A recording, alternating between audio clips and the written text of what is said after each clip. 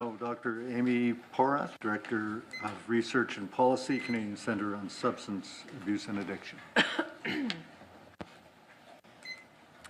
Good afternoon, Mr. Chair and members of the committee. My name is Amy Porath, and I'm the Director of Research at the Canadian Centre on Substance Use and Addiction, or CCSA. CCSA was created in 1988, and we are Canada's only agency with a legislated national mandate to reduce the harms of alcohol and other drugs on Canadian society. We welcome the opportunity to speak to you here today about Bill C-45. Cannabis has been a priority area of focus for our organization since 2008, and we have demonstrated our subject matter expertise through our research publications and our work with national and international partners on the health and social impacts of cannabis, drug-impaired driving, and regulatory options. To respect time constraints, my presentation today will be brief and will focus on the health effects of non-medical cannabis use, as well as the importance of evidence-based public education. Should the committee wish, CCSA would be pleased to speak to other areas related to the bill at another date. Canadian youth have among the highest rates of cannabis use in the world, and despite a decrease in use in recent years, cannabis remains the most commonly used illegal drug among Canadians aged 15 to 24. These young adults are more than twice as likely to have used cannabis in the past year as compared to adults aged 25 and older. Youth are also at greater risk of experiencing cannabis-related harms because adolescence is a time of rapid brain development. The risks associated with use increase the earlier youth begin to use cannabis, along with the frequency of use and quantity of cannabis that is consumed.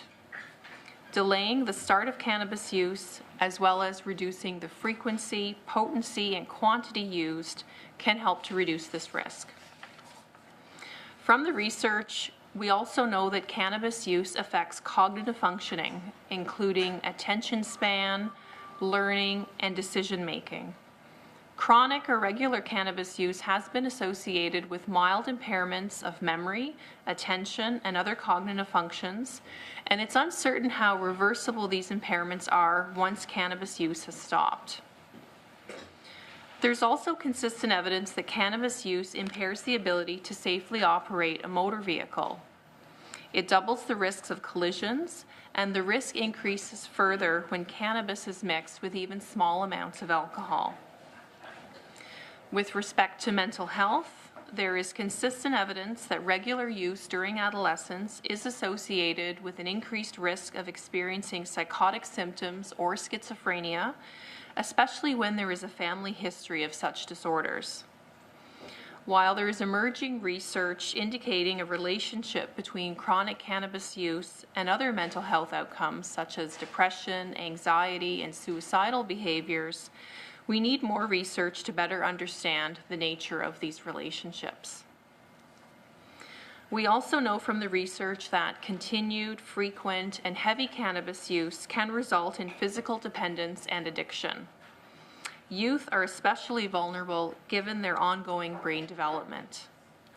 It's estimated that approximately 1 in 11, or 9% of those who use cannabis will go on to experience dependence. This rate increases to 1 in 6, or 17%, for those who begin using during adolescence, and is as high as 1 in 2 for those who use cannabis daily or near daily.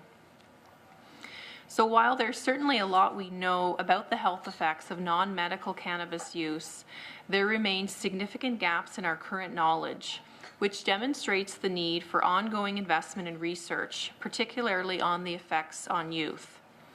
That's why the Government of Canada's timely investment of $10 million in Budget 2018 for CCSA to further study the impact of cannabis use is so important as Canada moves towards legalization. I also wanted to briefly emphasize the importance of a comprehensive, evidence-based approach to public education and prevention to provide Canadians, and especially young Canadians, with the knowledge and skills they need to make informed decisions about cannabis use. A comprehensive approach involves programming in and after school, resources for parents, families, and communities, and earned and paid media to help educate about cannabis use to achieve the best outcomes. It also requires ongoing investment as well as monitoring and evaluation to ensure that it is having the desired impact. CCSA is a research-generating organization, and we have conducted focus groups with Canadian youth to understand their perceptions of cannabis and cannabis use. They told us that they want information about cannabis that is fact-based as opposed to fear-based. For example, they want to know exactly how cannabis use and the level of consumption might impair their ability to drive a vehicle. They also told us that they want to hear about harm reduction strategies so that they are knowledgeable on how to reduce their risks if they do decide to use cannabis.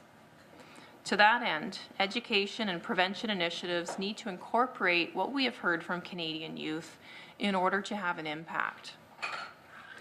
Young Canadians also said they want information from sources they trust who can speak credibly about cannabis.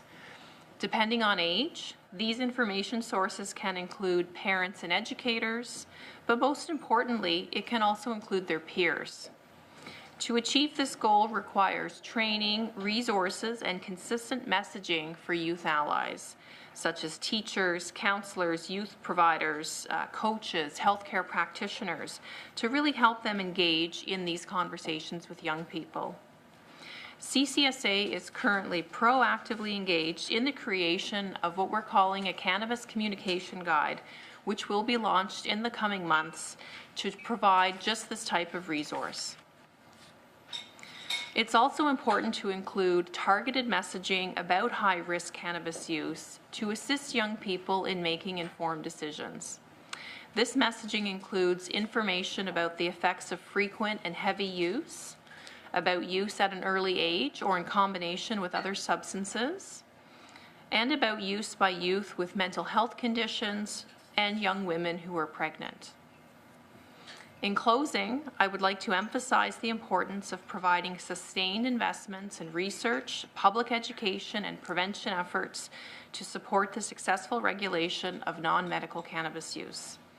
I would like to thank the committee for the opportunity to speak here today and will be pleased to answer your questions.